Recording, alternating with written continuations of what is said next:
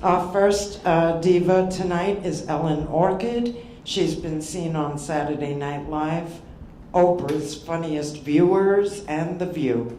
She's played a psychiatrist on episode 48 of The Sopranos and was featured with her kids in a documentary called Vegucated, which is available on Netflix Instant Watch. Hint, hint. Okay. She plays clubs all over town. Please welcome Ellen Orchid.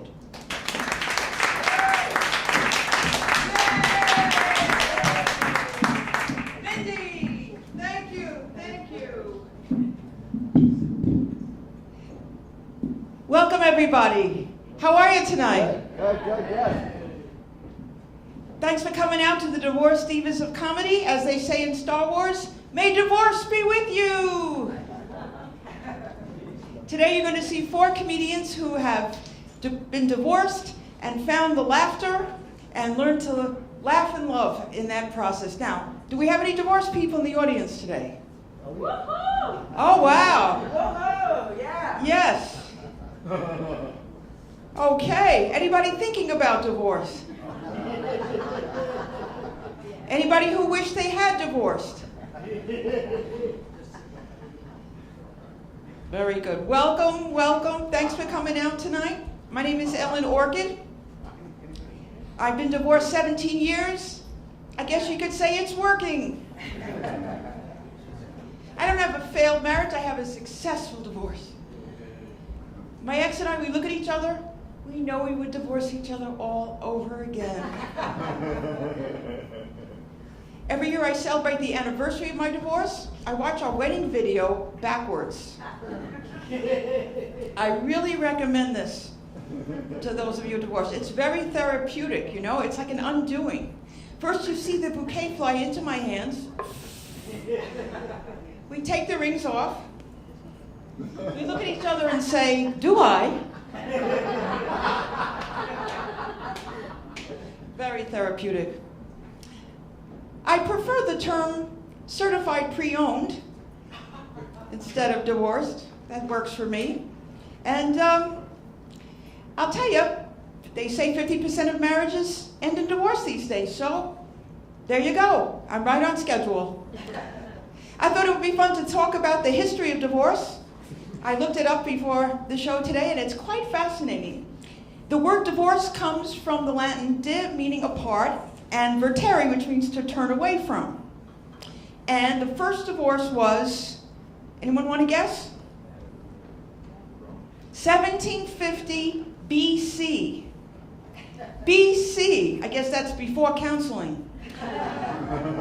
See, people weren't getting along even then.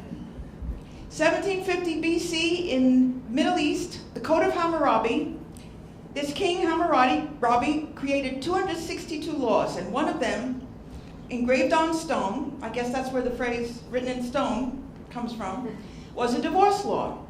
And it went something like this. If a man wanted to get divorced, it was very simple. All he had to do was look at his wife and say, "You are not my wife."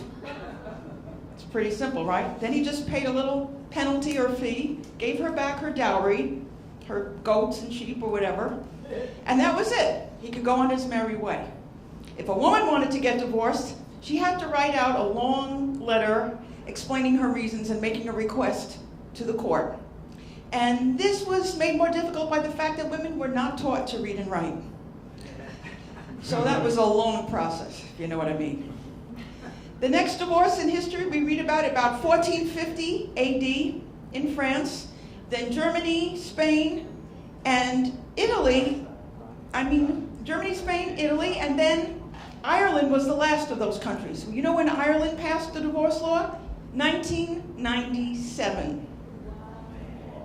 Whew, pretty recently, right? No wonder their favorite color is green. They were jealous of all these countries where you could get divorced. And then in the United States, guess which state had divorce first? Want to guess, just for fun? Nevada?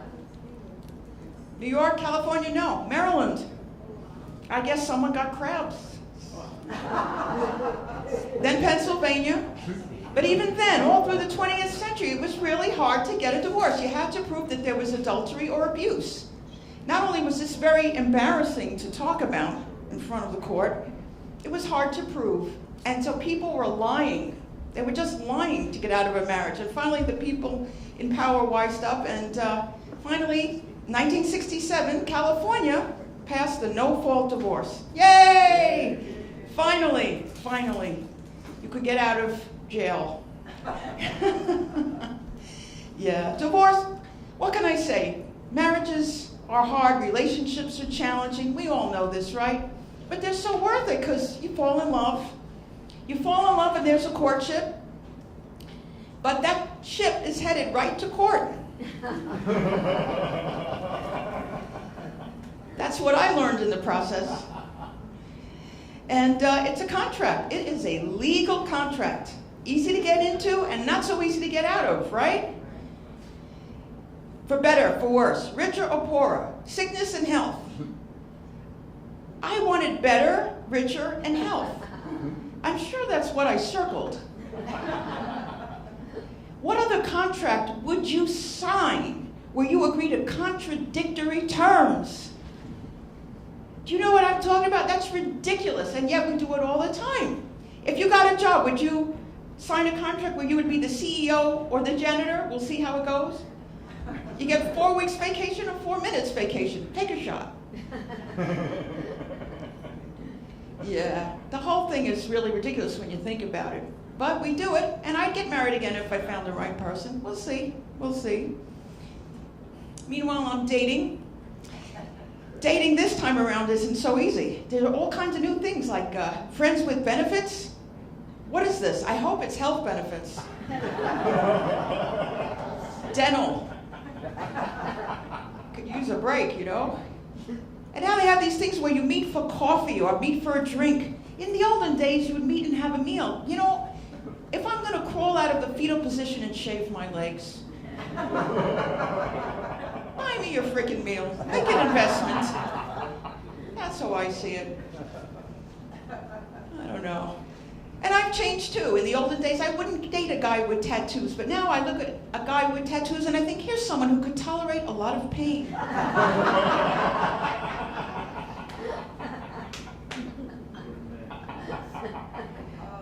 I try. People expect a lot. I entered this guy's personal ad. He said, so Ellen, what do you look like? Are you a 10? I said, look, I'm a single mom. I might be a 5 2 days in a row. Could that work for you? How about I'm a 7 and I'll owe you 3? I could guarantee you 10 days of ones.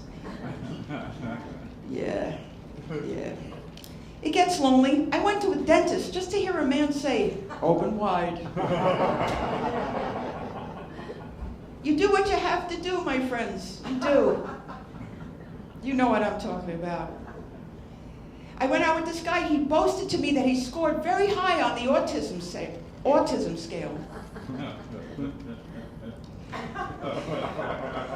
I went out with the guy. We went to eat out. I thought it was going very well. But he said at the end, Ellen, you're not my type. You're too nice. So I shot him. Nicely. Yeah. I have 2 kids, 2 beautiful kids. Do we have any parents in the audience today? Show of hands. Oh, wonderful. How many kids do you have? 1. Isn't that wonderful? Tell me, the rest of you, what do you do for aggravation?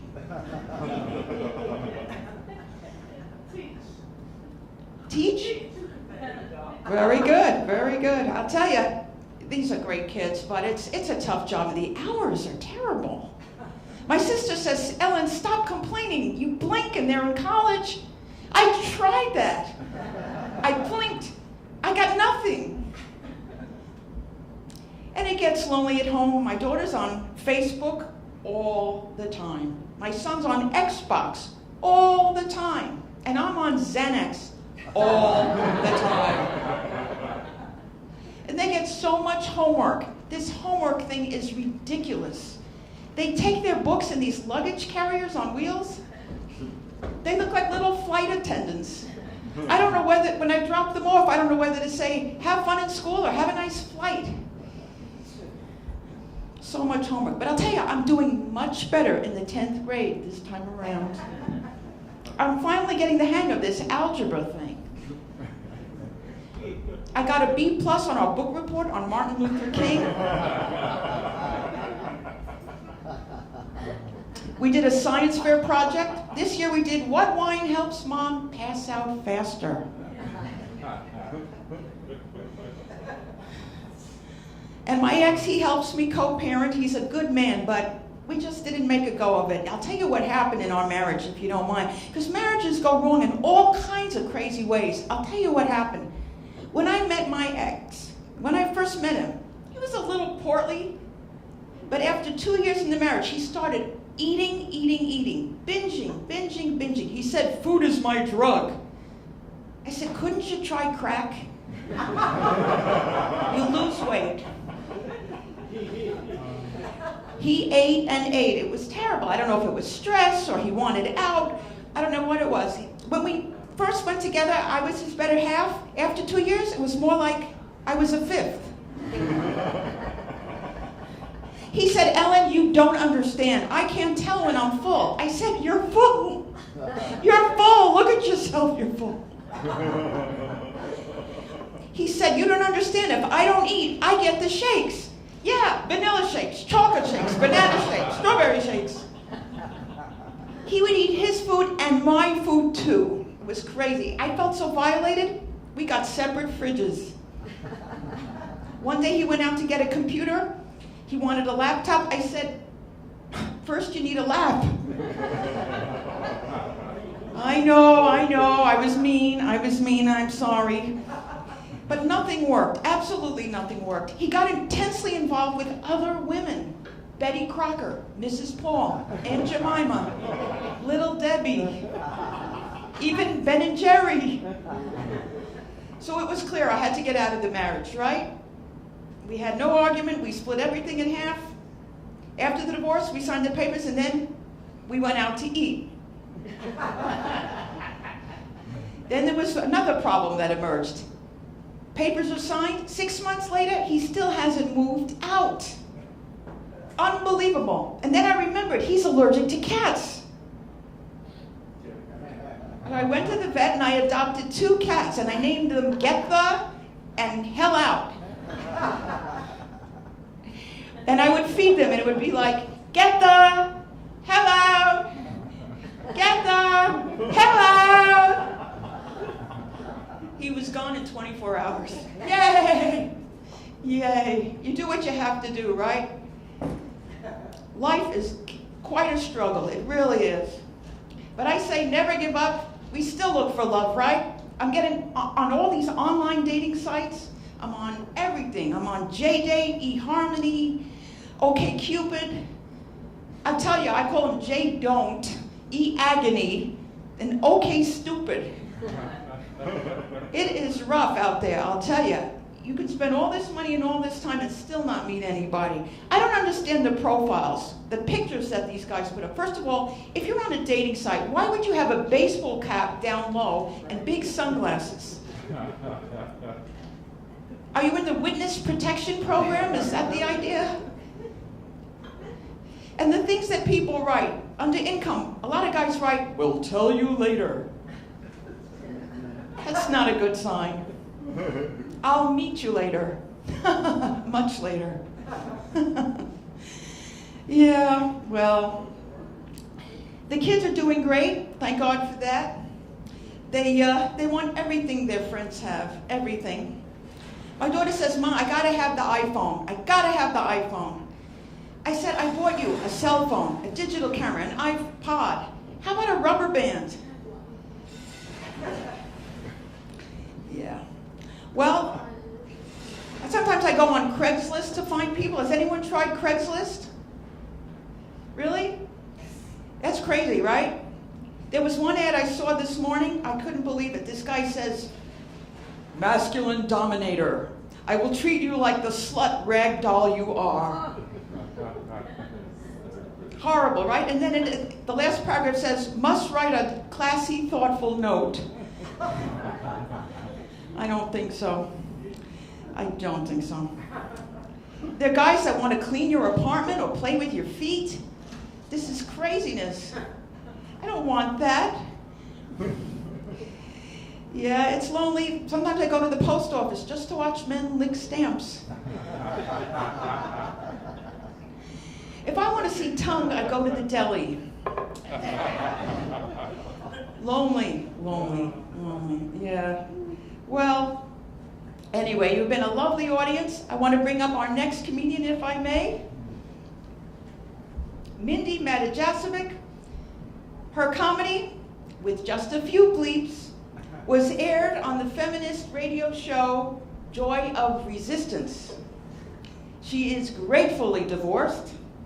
Please welcome Miss Mindy Matajasevic.